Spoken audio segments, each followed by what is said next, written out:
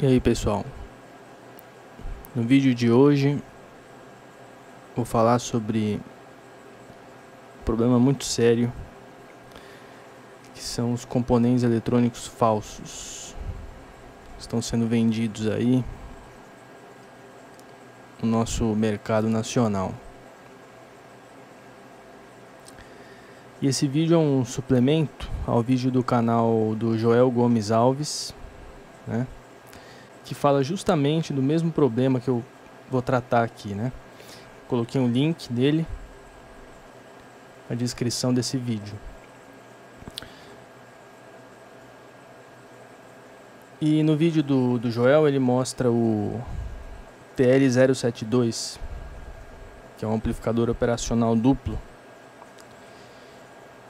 E é justamente esse mesmo componente que recentemente eu peguei, comprei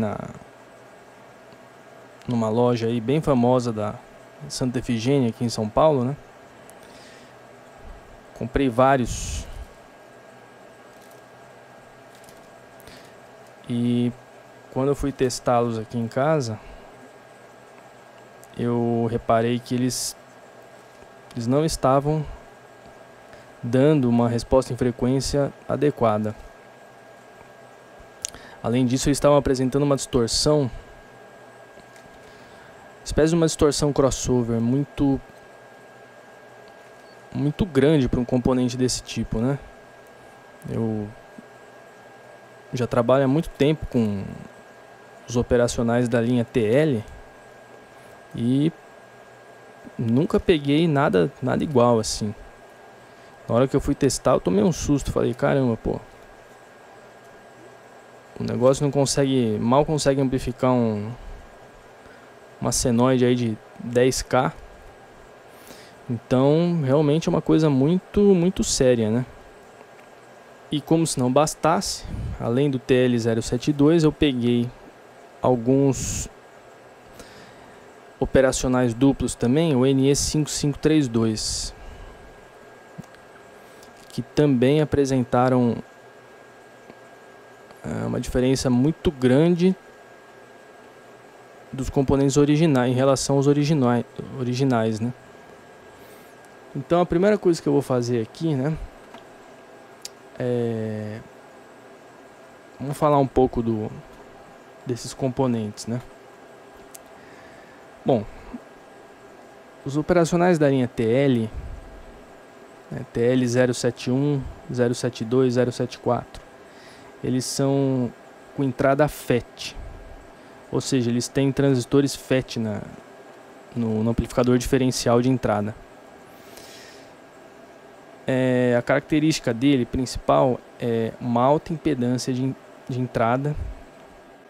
Ele é um operacional que é muito utilizado em áudio, principalmente nos filtros ativos, e usado também muito em equipamentos profissionais de áudio, justamente por ter características interessantes, né? Além da entrada FET, ele tem baixo ruído e ele é um operacional relativamente rápido.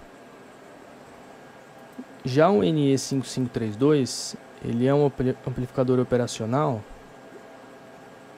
convencional, ou seja, ele tem a entrada dele utiliza transistores bipolares. No entanto, ele tem uma característica muito interessante, que é um ruído de entrada extremamente baixo, né? Consideravelmente menor do que os operacionais da família TL. Então ele é um componente muito utilizado nos circuitos de áudio que necessitam de baixo ruído. Então aqui no datasheet a gente vê que nas aplicações, né, o próprio fabricante fala aqui, ó, Pro Audio Mixers. Então ele é muito utilizado no segmento de áudio profissional.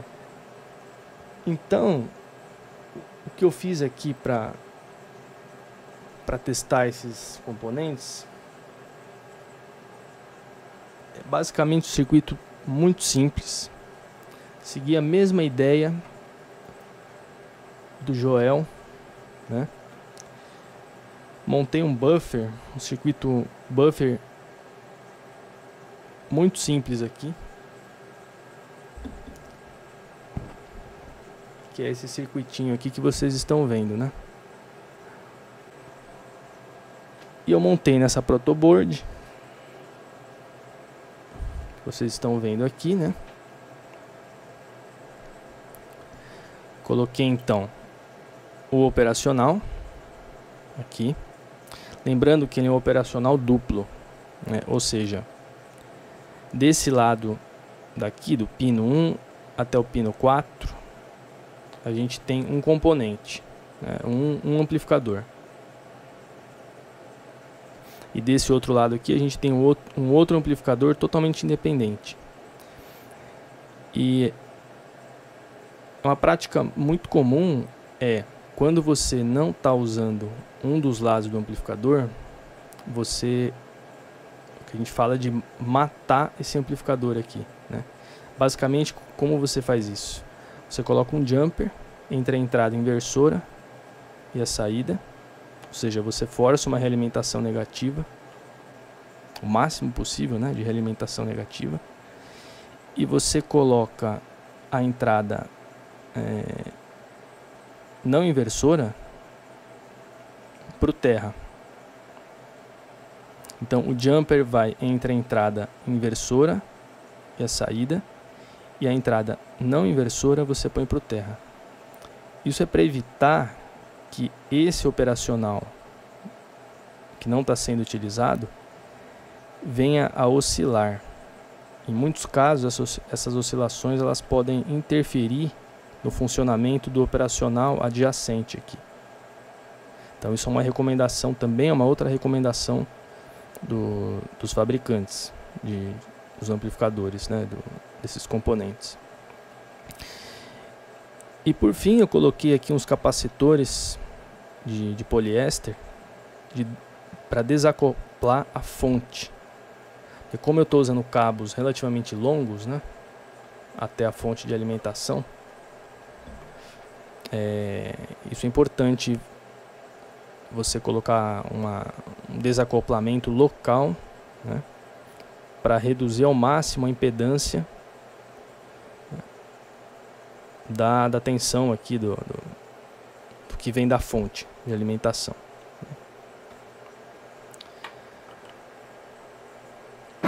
Então o primeiro teste que eu vou fazer, eu vou colocar aqui uma senoide de 1K, de 1 kHz, que vai ser a nossa frequência de referência. E eu já coloquei aqui o amplificador operacional falso. Ele já está aqui na protoboard. Então eu vou ajustar o gerador aqui, de modo que ele quase atinja o ponto de clipagem da senoide, ó. Um pouquinho abaixo da clipagem, ou seja, é o máximo de tensão de pico a pico que esse circuito operacional consegue dar.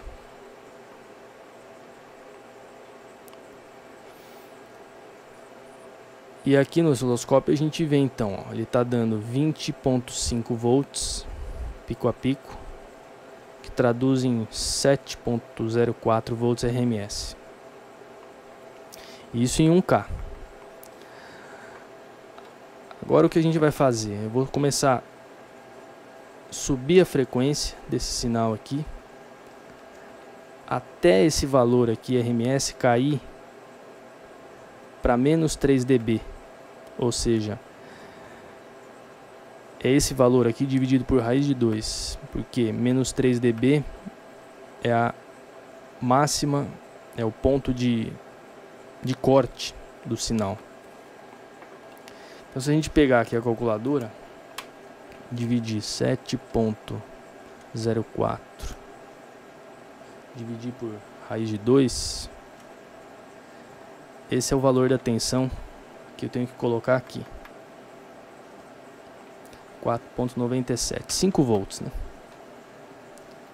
Basicamente 5 volts. E a gente vai ver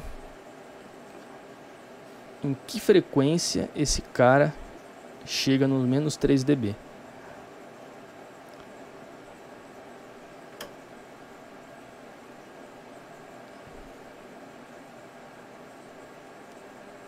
Aqui aproximadamente 4,97, ó.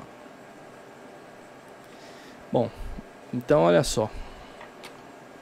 Ajustar o osciloscópio aqui.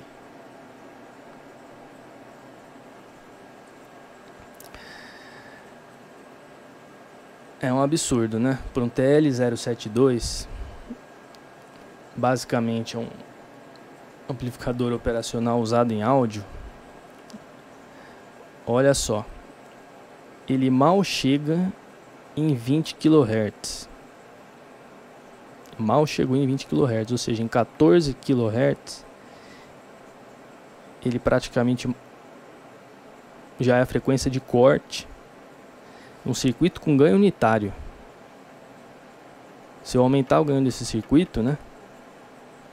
Porque a regra é o seguinte: ganho e largura de banda são inversamente proporcionais. Se eu aumento o ganho do meu circuito, minha largura de banda cai. E olha só, chegou em 14 kHz. Mas o mais estranho é a forma de onda, né? Não é nem uma forma de onda triangular. Geralmente os amplificadores operacionais, quando conforme a frequência, você vai aumentando a frequência da senoide, ela tende a se transformar numa onda triangular. E aqui a gente vê que esse componente aqui tem um problema sério de distorção crossover, ó. Isso aqui é distorção crossover, né? A maioria desses amplificadores operacionais, o circuito de saída deles é geralmente um amplificador classe AB ou classe A. Provavelmente o fabricante desse componente aqui deve ter feito alguma coisa de muito errado, ou não deve ter feito, né? Sei lá, que deu esse resultado aqui, ó. Uma distorção crossover absurda, e um corte em 14 kHz, né? Ou seja, esse cara aqui não serve para circuito de áudio. Bom, agora, para comparar, né? Antes de colocar o TL072 original da Texas Instruments, né? Eu vou anotar mais uma coisa aqui, que é a máxima tensão de saída que esse componente falso está dando. Então a gente viu aqui, ó, a máxima tensão de saída, ela acontece antes da clipagem do sinal. Então é bom a gente usar a onda triangular, que ela é bem pontuda aqui, que a gente vê a hora que começa a achatar aqui, ó. Quer dizer, já significa que a gente já atingiu o máximo. Então, esse aqui, essa peça que eu comprei na Santa Efigênia, ela tá dando, ó, 20,5 volts. Pico a pico. Agora eu vou tirar esse cara aqui, manter o mesmo circuito e vou colocar o original. Esse aqui é o original da Texas Instruments, né? O falso também é da Texas Instruments, mas só parece, né? Bom, esse é o original. Olha só, agora eu vou aumentar a tensão do gerador aqui. E olha só, ele consegue dar... Aqui, ó, começa a clipar aqui. Olha aí, meus amigos. 24,9. 25 volts pico a pico. Ou seja, o componente falso, além de não conseguir uma resposta em frequência adequada, ele não garante uma tensão de saída, ele não sustenta essa tensão de saída tão alta quanto o componente original. Mas agora vocês vão ver a resposta em frequência, a diferença, né? Então vou voltar aqui para a senoide. Tem o meu sinal aqui maximizado, né? Antes da clipagem. Olha, 8.57 e frequência de 1K. 8.57 dividido por raiz de 2, 6.05, 6.06. Então, a hora que a tensão aqui atinge 6.06, atingiremos aí a tensão, a frequência de corte. Então vamos colocar aqui, ó. Colocar um sinal em 20K, que é o limite da faixa de áudio, né? Olha aí, 20K numa boa. Uma boa. Vamos subir. O outro não chegou nem, mal chegou em 14. O componente falso. Ó, já estamos em 40 kHz e nada. 50, nada. Vamos trocar a escala aqui. Tá aí, ó. Parece brincadeira, né, ó. 330 kHz. Essa é a resposta em frequência de um TL072 original. E o falso mal chegou em 15. Quer dizer, é um absurdo, né? Eu vou colocar uma onda quadrada na entrada desse componente falso, ó. Tá aí a onda quadrada em 1K. E essa em azul é a onda quadrada do gerador. Olha isso. Olha como esse cara é lento. Estamos falando de uma onda quadrada de 1 kHz, pessoal. Olha como esse cara é lento. Eu vou tirar ele e vou colocar o original, só para vocês verem.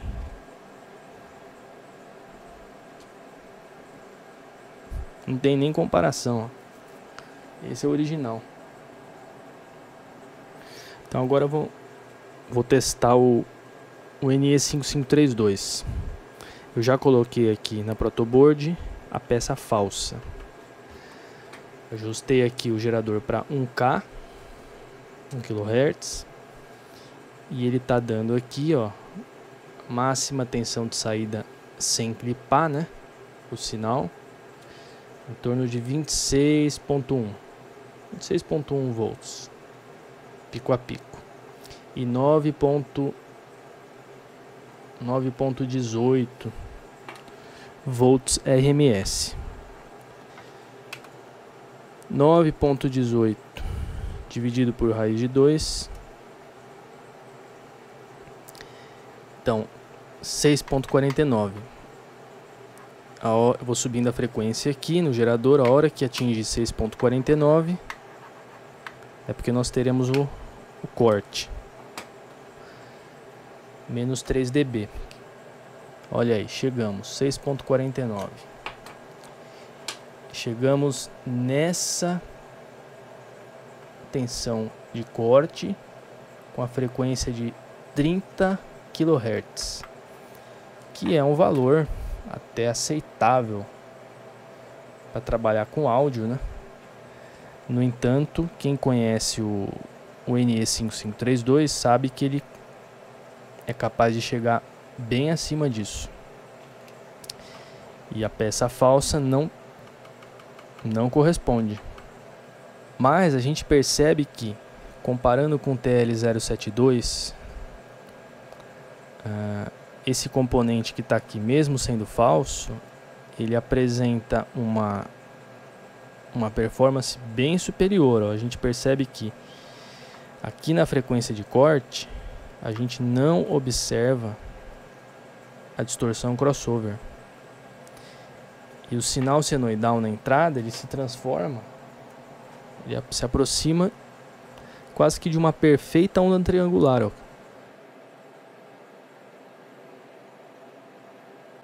Eu vou colocar agora o NE5532 original, que é da Texas Instruments, é original, e vocês vão ver a diferença da resposta em frequência. Vou ajustar aqui para máxima tensão de saída. Ele consegue chegar em 26,5 volts pico a pico, com 9,35 RMS. Então 9,35 RMS dividido por raiz de 2, 6,61. Vamos aumentar a frequência aqui. Quando chegar em 6,61, veremos a frequência de corte. Olha só, 6,61, passou de 50K, né? 50K. Vamos ver aonde chega em 6,49, aproximadamente, olha só, 71,5K. Então esse daqui é o NE5532 original. Ele chega em 71,5K. E por último, só vou mostrar aqui o teste da onda quadrada para o NE5532. Eu vou colocar o NE5532, o falso. Esse daqui é o falso. Na frequência de 1K. Onda quadrada em 1K. Então aqui é o sinal de entrada, uma onda quadrada perfeita, né? E aqui a saída, ó.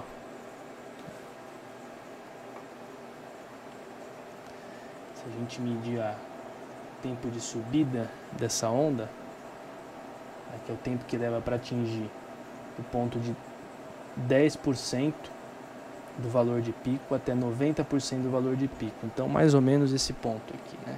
Esse tempo aqui. Vamos ver aqui. O osciloscópio, ele... tempo de subida, rise time. Olha só. 9,2 microsegundos. Esse para o falso, componente falso. Agora eu vou colocar o original.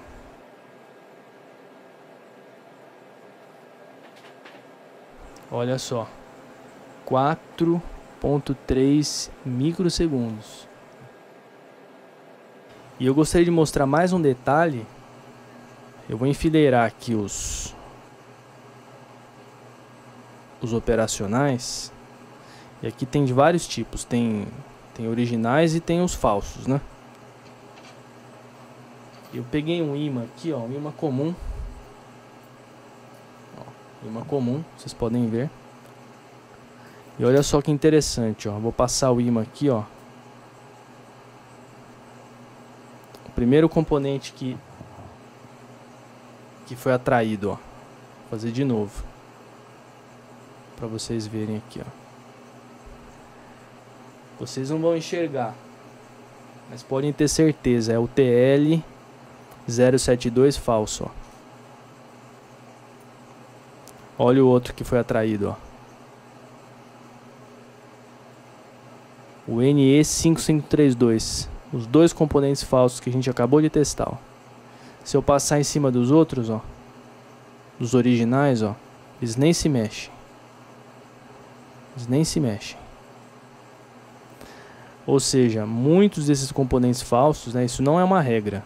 Não pode tomar isso como regra, mas assim, muitos desses componentes falsos têm uma quantidade muito grande de material magnético, né, material ferroso, material magnético na construção deles, né?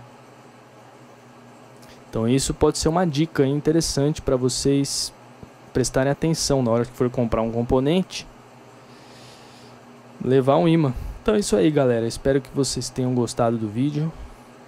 Peço para que vocês deixem um like nesse vídeo e também no vídeo do Joel.